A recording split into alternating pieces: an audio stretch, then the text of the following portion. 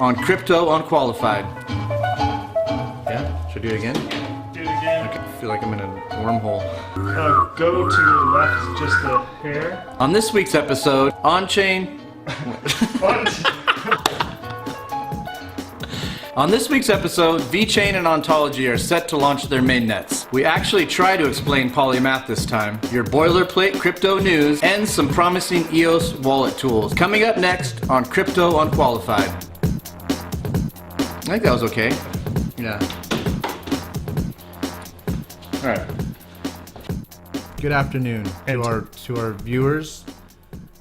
Hopefully, it's more than 3 this week. I think we've doubled to 6. That's impressive gains. That's amazing. It really is. That's like 100% gain. Please feel free to tell us how bad we suck. Yeah. It is Friday, June 29th, 2018. Let's start with what Vechain and what Ontology are. Okay. Which one? Vechain. Vechain? Yeah. Okay, so Vechain is a blockchain-enabled platform that is designed to enhance supply chain management processes by utilizing tamper-proof and distributed ledger technology. Vechain provides retailers and consumers with the ability to determine the quality and the authenticity of products that are bought. Sounds good. So I know that I believe Vechain is in the top 10, if not the top 12 right now. It's top 20. So right now, currently Vechain is listed as number 17. I'm assuming that's based on market cap. Yeah. So based on market capitalization with a total of 1.3 billion in capital invested. It says here that June 30th, which is tomorrow, that the snapshot on Ethereum will be done. So basically, it's not your end all be all game. I mean, I think if you have up until mid-July, like if you have your tokens in a MetaMask wallet, they're gonna come out and tell you exactly, what you can do if that's the case. But I know if you have it on Binance or Huobi, we'll have to get it. Spell checker. It's Huobi, depending on what country you live in. But if you have your VEN, your Vechain on the exchanges, they'll take care of the token swap for you, because what's going to happen is it's going to go from VEN to VThor.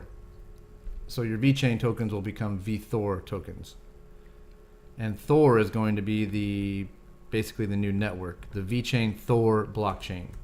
And then that's Vechain. What's Ontology?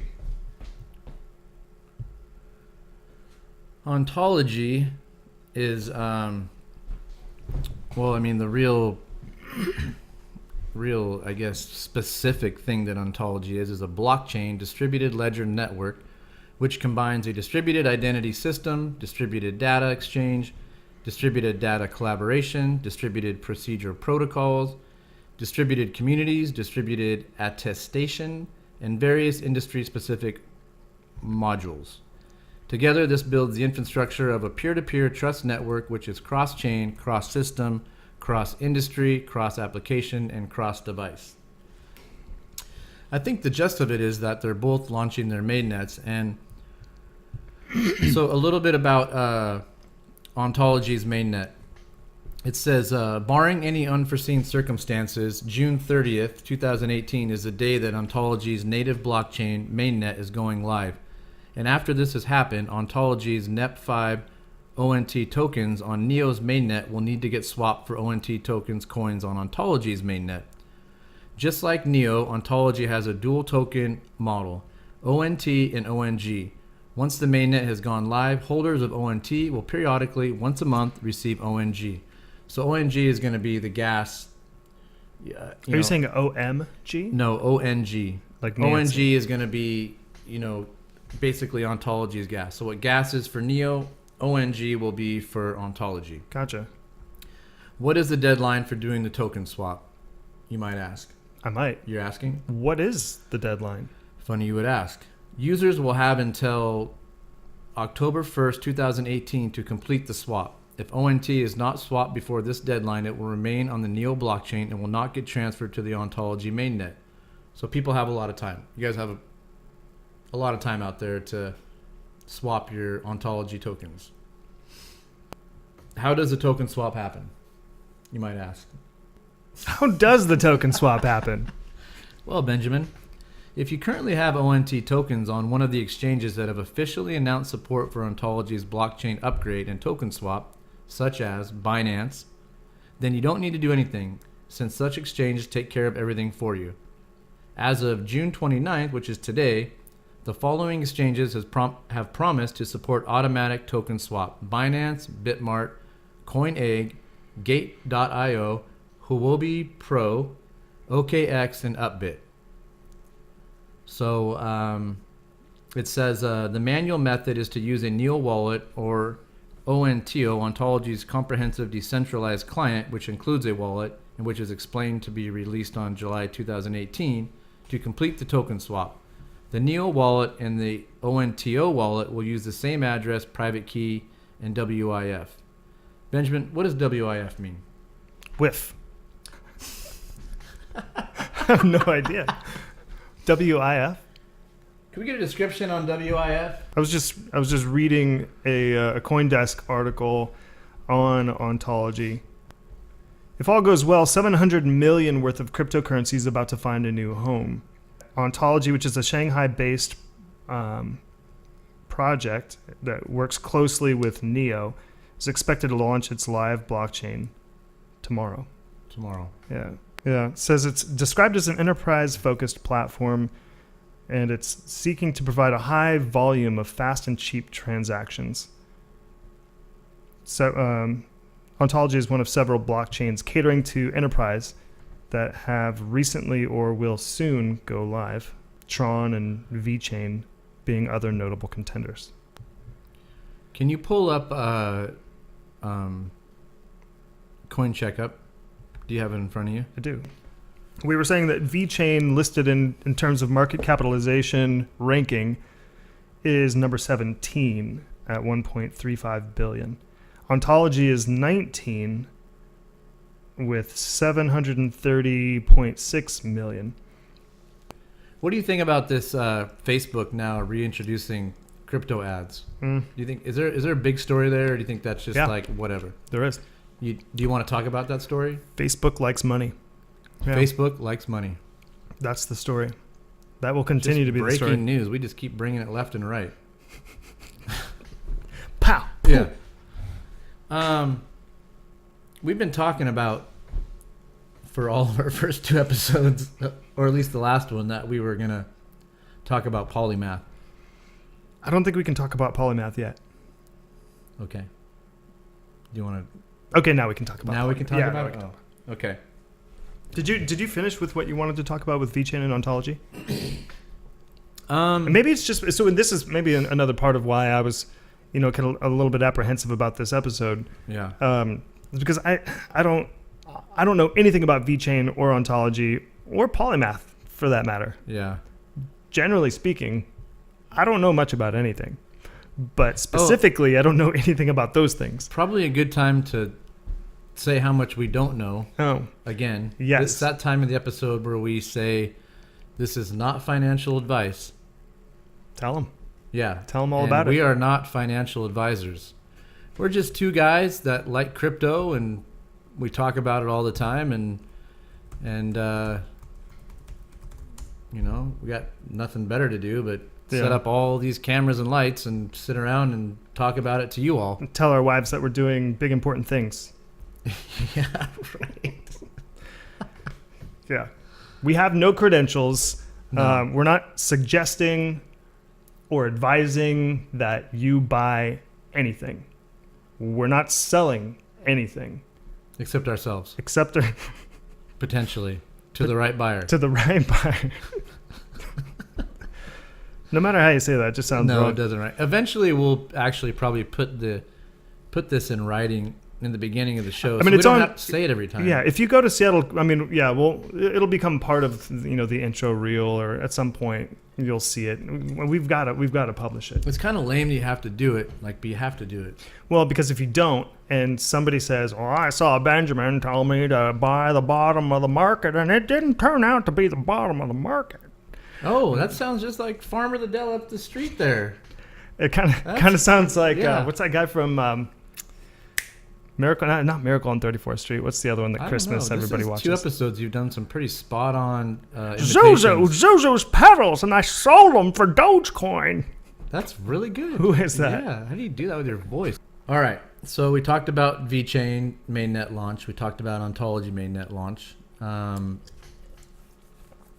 Basically, just. Are you excited about those things because you're invested in them, or do you see can you see something like Boy, you're really putting me on the spot. amazing happening with those? I mean, it's important. I think I probably would be more excited about Vechain. I think the idea of tracking things globally, I think it could get rid of like a lot of the fraud in the world. Like, for instance, not that I would buy this, but maybe like a Louis Vuitton bag, right? It's like a very expensive bag. Yeah. I mean, some people could potentially be buying fakes, and I think the blockchain within Vechain could, really get rid of the problem with the fake things that are being bought and sold globally.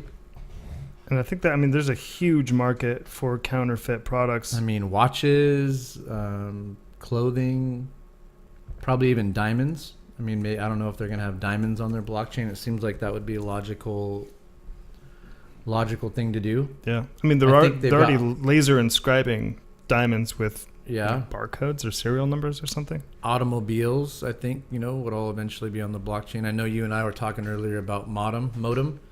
They're based out of Sweden, I believe, and they're doing the same thing with the drugs, pharmaceutical market. So drug tracking, drug temperature tracking, making sure things are shipped the way they're supposed to be shipped with the temperature they're supposed to be shipped at. Okay. I think all of that, I think the blockchain could and will make all of that a better system than it is right now. So I think we've killed the Vechain and Ontology horse. Mm-hmm. I think we've pretty thoroughly beat those horses as much as we can. Do you want to transition now to Polymath? I still don't have any idea what Polymath. Well, Polymath or Polymath? Polymath. So Polymath? Traditionally, the crypto space as we know it right now, it's been primarily utility tokens, that have been launched on the Ethereum network, right? Mm-hmm. Right. Polymath aims to be what Ethereum was for utility tokens. Polymath aims to be for security tokens.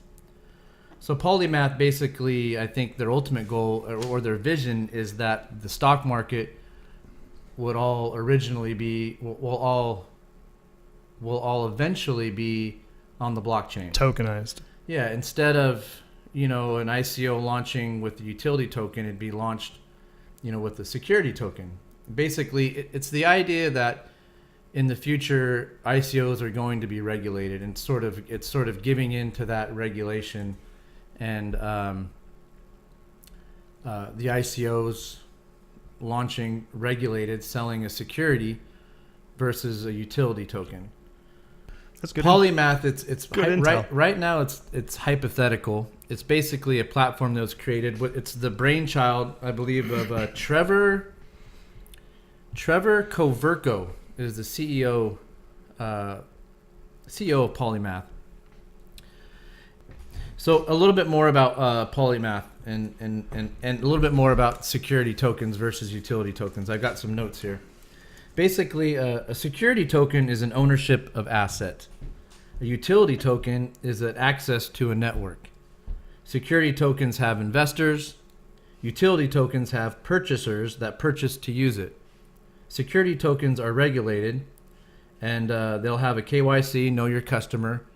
And I think the whole idea behind security tokens is just that every aspect of it will be regulated enough to where you know what you're getting, you know what you're buying has been approved by, let's say, the SEC.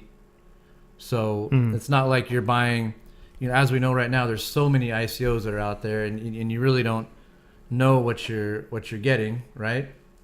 For the most part, unless you do a super amount of homework. So what Polymath would do is they're a platform for a security token to launch on, right? And so that's in order for that security token to launch, they would be, having followed all these rules of regulation to basically know that they're legit.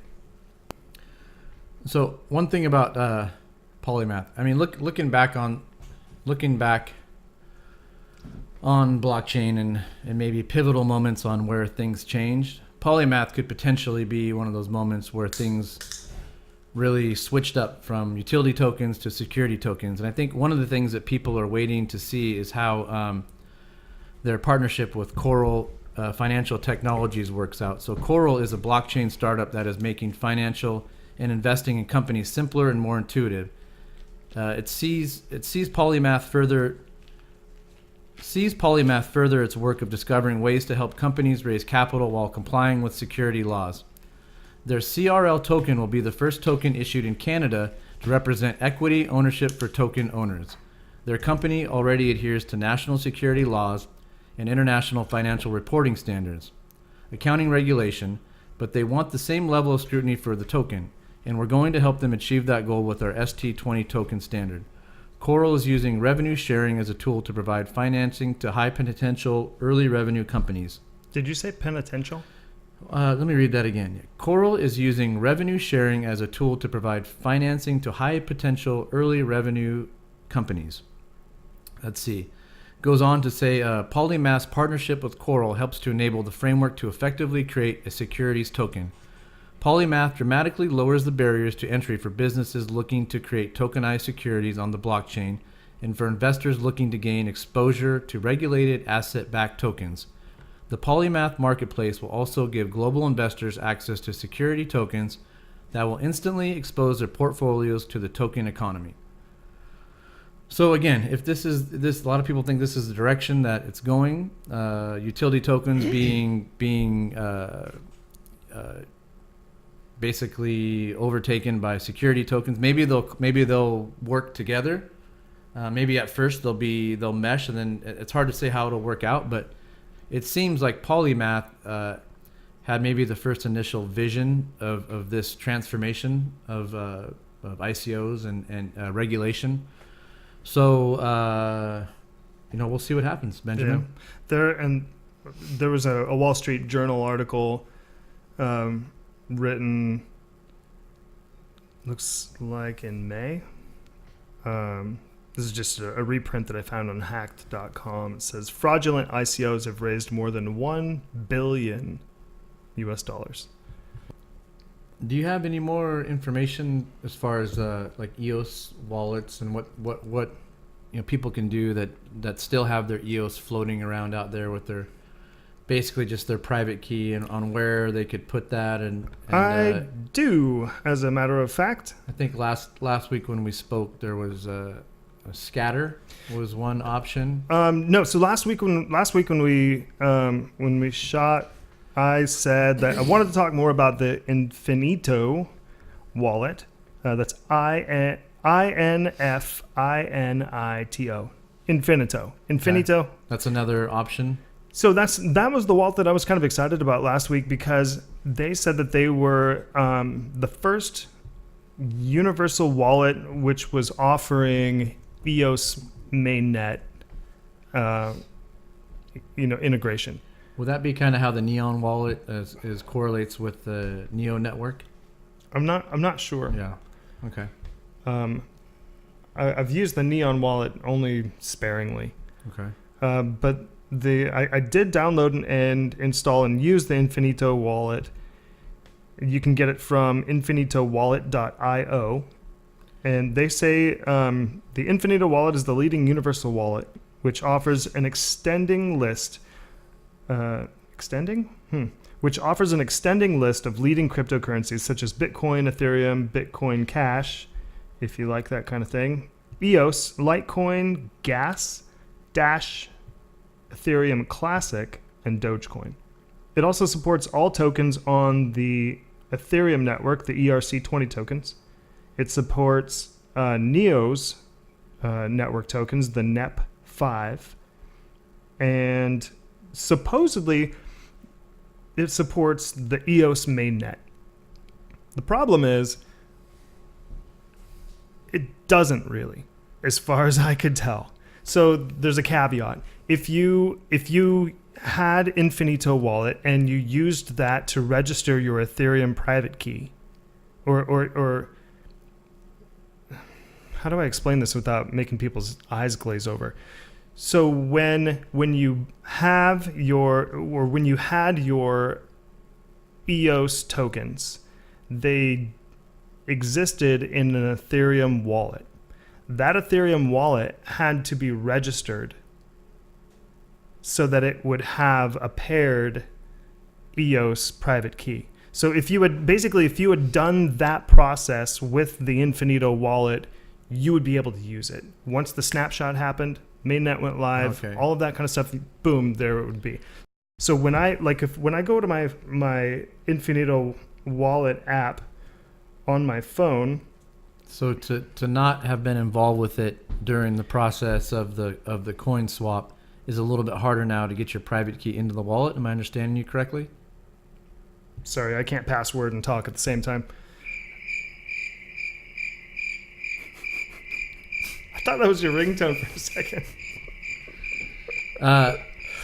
So yeah, what I was saying is if you weren't initially set up with the Infinito Wallet during the token swap and you are just now, you have your private key, is it hard? No, it's not hard. It's not functional. Effectively what it says, okay, so what I did, I bought my EOS through an exchange and registered after the fact. And so when I pull up the Infinito Wallet to bring in the EOS that I have, and I add the EOS token or coin, it says no account name. Currently, Infinito Wallet does not support EOS with a missing account name. So if you didn't already have it, you can't get it, at least not right now. And that's kind of it. It's something that I've found with a couple of other wallets as well. The network is just too young, and that's basically the long and the short of it. It's not mature enough yet. Some of these tools are still being built, which is insane to think about with a network that garnered $4 billion in investment. How would you advise? I mean, I know you're not an advisor, but what would your opinion be if somebody they had their private key out there still, obviously, for the EOS network, and it's just, well, fortunately, I guess you would say in cold storage, really. Yeah. I mean, until looking for a place to put their EOS. I mean, what do you think? They should just kind of keep it there until something more solid is launched or is built? There are a couple of other options. One being Scatter. Is that one? Not really. Yeah. So Scatter is another plug-in that's kind of like, if you're familiar with, like we talked about last week, MetaMask, where it enables you to interface with the EOS mainnet, but it's not like, you can't really see a balance there. You don't get to see where your airdrop tokens or anything of that nature. Scatter, you can use Scatter to create an identity based on your EOS private key. And by doing that, Scatter will allow you to interact with the EOS mainnet and vote and do things like that. Can you explain what an airdrop is to people out there that might not know what that means? Yeah, so an airdrop, so when Ethereum first launched, Ethereum, kind of sponsored the onslaught of all these different ICOs. So all these ICOs were launching on the Ethereum network, and some of them said, if you have an Ethereum balance, we will match that balance with our new token. And it very few, honestly, actually happened like that. I think Stellar. Stellar was an air. Oh, I got Stellar Lumens airdropped when I was in my Bittrex wallet. Right. Actually, I remember that. Just a bunch of them showed up. Wish I would have kept them. Yeah. So if you had So if you had a Bitcoin balance in a wallet that honored the airdrop, then you would just spontaneously get tokens. These new tokens. Yeah. And an airdrop is not the same as a hard fork, where like when Bitcoin hard forked and now there was Bitcoin Gold and Bitcoin Diamond and Bitcoin Cash and all those things. Not the same. Yeah. That is a code fork. An airdrop is like a piece of candy that somebody's throwing at you. Well, and it's my understanding that there is some airdrops that are going to be happening fairly soon on EOS, if not already happening. Yeah, there's a number of them that have already happened, and different airdrops for the EOS network require different things. So airdrops, they're just tokens that are issued by different projects and received by the users. And each project has different rules and parameters on how you can collect those airdrops. Some of them are just all of a sudden paired and in your wallet. Others you have to actually go to a website and register or do something. Hey, I got a question. So if all you have right now is your private key on the EOS network, and there's airdrops that are going on, if or when you put your EOS, your private key, integrated into a wallet, are you entitled to airdrops, or would they have to be somewhere to get the airdrop? Because that's kind of confusing to me. Some of them do just happen like that, based on the snapshot. Different projects also took the snapshot when EOS went from living on the Ethereum network to when the mainnet launched. And based on that snapshot, those projects are now airdropping tokens into the public address of everyone who had EOS at that time. So just to wrap up with the airdrops, there's a place where you can go if you have a private key, an EOS private key, and you're not using a wallet yet, or maybe you are and you have no idea how many of the airdrops that you've gotten yet. You can go. So if you go to finally found the site that I was looking for, eostoolkit.io. Can we get a link to that, maybe? Yeah, EOS. There'll be a link in the show notes. eostoolkit.io and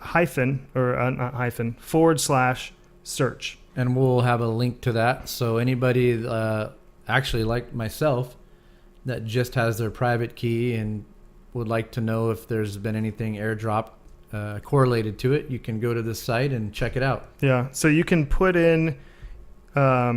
If you know what your account name is, because when the EOS mainnet launched, all of those private keys that were generated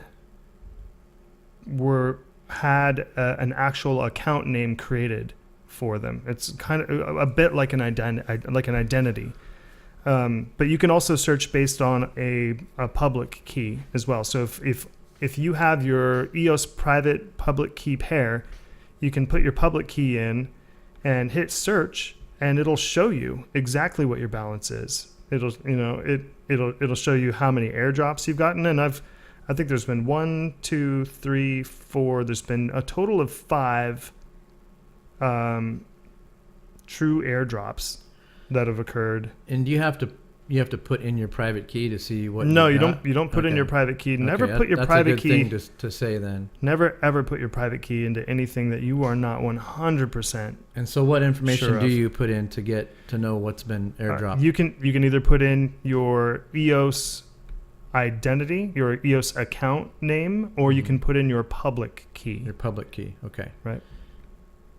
So that's how you would figure out what you've got for airdrops and see your balance. And it shows you how much you've got staked, which is a topic for a whole nother day. EOS, you can stake to RAM, net, and CPU. There's it's a whole, like I said, it's a conversation for a whole another day. Okay. But the other two wallets that I got to were the simple EOS wallet. That's from EOS Rio, and I really liked it. It looks really well made. So EOS Rio, they are a block producer. They were voted into, I believe they were voted into one of the 21 block producer spots. They said their goal is to build a reliable block producer infrastructure and to grow the EOS community, specifically in Brazil and South America. Simple EOS is a wallet fully integrated with all features available in the EOS.io software.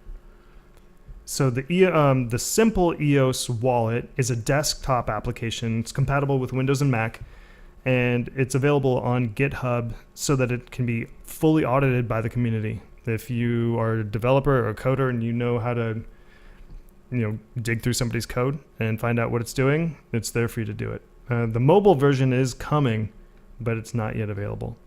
Okay. The second one is IM token, and you can get it from token.im. And it is, I didn't import my private key into it, but I did download it and kind of dink around with it. And it also looks really good. And I would probably favor something like this because it is mobile ready now, over something like the simple EOS wallet. But so the IM token wallet for EOS is, they say, a feature-rich digital asset wallet enabling multi-chain asset management. So they allow you to use different coins and all the tokens that go along with those coins. DApp browsing and secure private exchange of value. The only kind of crappy part about them is they were hacked pretty recently. They were hacked on June 9th. Their AWS system was compromised by an attacker who gained access by hacking an internal account email and resetting the password. And maybe that's not a good one then. Well, in my view, it's still, them getting hacked is not necessarily a reason not to use them. And this is true for, any product or service or technology that you use. If breaches happen to the security's hard, no matter who you are. And more importantly than whether or not you get hacked is what you do after the breach happens. How well do you disclose the information? How quickly do you triage the incident? And I dug into what happened with them, and I was really impressed with the level of disclosure. There'll be a link in the show notes to their full description of everything that happened, how they addressed it, how fast the timeline and everything. But at the end of the day, no user wallets were affected because everything's locally stored. They don't have access to anything. What they did have is email addresses if you registered your email address. So now all of these people that registered their email addresses are going to get phishing emails. So the wrap up to that is I liked the wallet. Maybe don't register your email address with these things and don't click on shit you're not expecting. Oh, I think that was your first cuss word of the episode. I've been minding my P's and Q's. Good job. All right. One thing, I'm watching the market here right now, and we've got a serious gainer for the day here. 10x is up 360%. Wow. Yeah, I kind of read a little bit about it. It looks like they've pulled off an atomic swap. So if this is still maybe something to talk about next week, atomic swaps. Wow. But we haven't seen a gainer like that in a top 100 coin, and I can't even remember. In a while. Power Ledger is right behind it with 116% gain. I love Power Ledger. I own Power Ledger. Maybe we can talk about Power Ledger sometime. Yeah. Maybe it's a good time to say we're going to have a special guest next week. Yeah. And hopefully we do. Yeah. So tune in next week when... We're in talks. Yeah. These are our people are talking to their people. It's a very tense and tentative situation. Yeah. But we could pull off something epic. I mean, the interview of a lifetime. Of a century. Or it might not happen at all. We'll see. One of the two. Yeah, we'll see. All right. Well, I guess that's it for today, Benjamin. I think so. Thank you for tuning. Goodbye.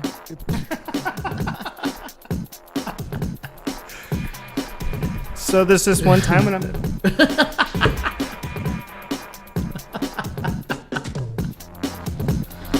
All right, well, let's get out of here. Thank you for tuning in to another episode, and I am Nathan. And I'm Benjamin. And have a great Friday. Cut.